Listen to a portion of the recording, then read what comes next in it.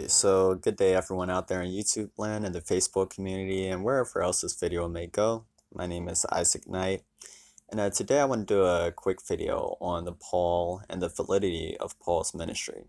Now I understand that the video quality on this isn't the best, but I'm actually recording from my tablet rather than my Galaxy Note, because my Galaxy Note is actually pretty full on space. But I just wanted to talk about a particular aspect of the validity of Paul's ministry and just the validity of the Bible, period, in general, right? There's a number of people who, like, let's say you go back and forth with them, and this only really comes up when you talk about the law versus grace, right?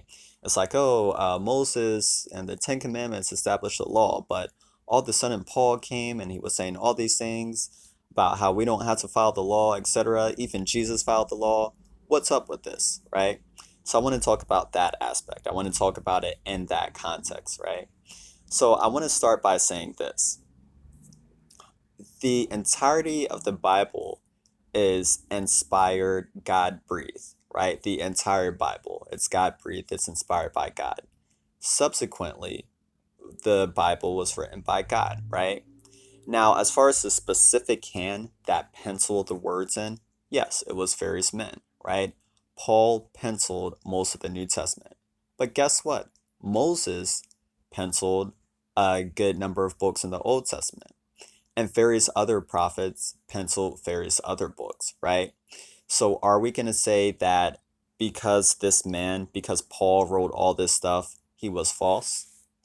What makes Moses valid and Paul not valid? Oh, well, God appeared to Moses in a burning bush. So his words are valid, right? That was God's will because God appeared to Moses in a burning bush. But didn't God also appear to Paul? Didn't Jesus knock Paul off his horse? Wasn't Paul ready to just kill all Christians at one point in time? But then after this, experience, he converted to Christianity and fervently fought for Christian rights and for Christians, right? Both had an experience with God, right? So now some people, this isn't enough. They'll say, well, Paul just made that story up, right? That's why he all of a sudden said, oh, we don't have to follow the law, we're under grace. Well, if you don't want to believe Paul, believe God himself, believe Jesus Christ himself, right? And we have four different people who testified to this: Matthew, Mark, Luke, and John. And multiple occasions, Jesus himself broke the law. A lot of people say, well, Jesus followed the law. Well, on multiple occasions, he broke the law. He healed on the Sabbath. He told his disciples he was okay with them picking grain on the Sabbath, which was against the law, etc., right? And he even also talked about food. He said, it's not what you eat that makes you unclean. You can eat all the pork chops in the world, and it doesn't make you unclean before God.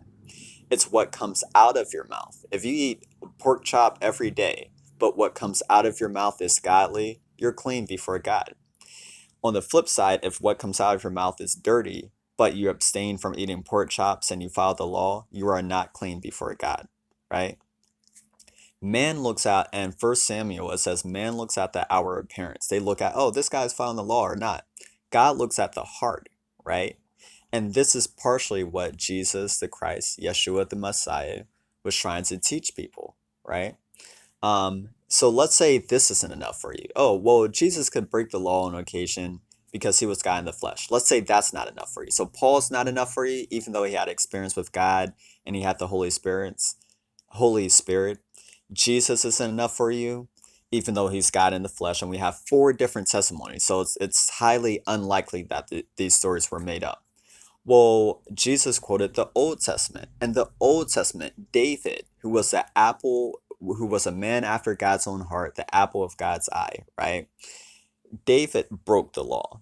He and his men, when they were running from their lives from King Saul, they ate bread that only the priests were allowed to eat. That's breaking the law. According to the law of Moses, only priests were allowed to eat that particular bread, right? But David and his men ate it. They also broke the law.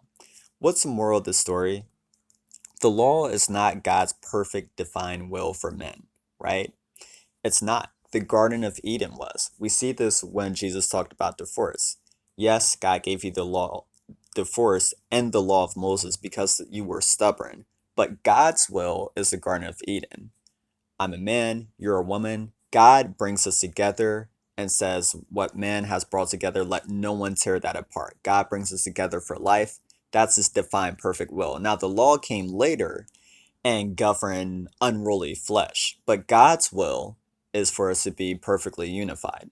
The law was never God's perfect will. It was just to train us, to show us that we are a mess without Christ, and the law is to point us towards Christ. Christ said that all the law and the prophets point towards me. That's what Christ said, not me, but Christ, the Messiah. So let's stop like harping on the law and harp on God. Let's not harp on the Bible and harp on God. The Bible points us to God. The Bible points us to a personal relationship with God. It's all about God, right? Let's not get religious, right? So I believe that's pretty much all I have to say. My name is Isaac Knight. Love you all with the love of the Lord. Have a blessed day.